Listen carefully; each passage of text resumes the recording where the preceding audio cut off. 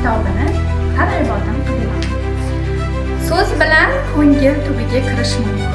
So'z bilan toshbag'irlarni eritish mumkin. Muhammad Yusuf o'z so'zi bilan xalqimiz yuragidan joy olgan. O'z so'zi bilan haq gapni ayta olgan ijodkor edi.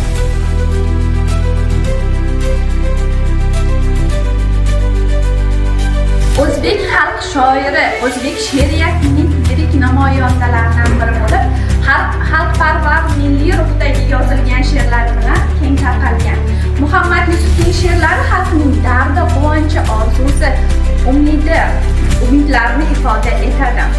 O'zbek xalqining tarixi, yurti milliy qadriyatlari va yurtparvarlik g'oyalari haqida ko'plab asarlar yozgan.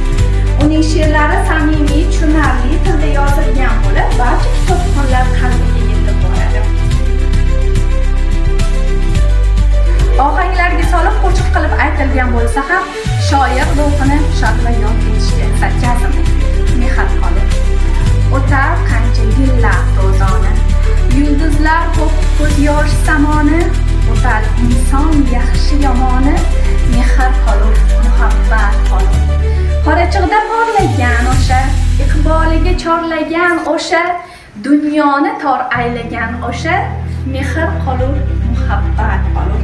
Anor sening yuzlaring suluv, xumor sening ko'zlaring suluv, yodda qolmas so'zlaring suluv, mehr qolur, muhabbat qolur.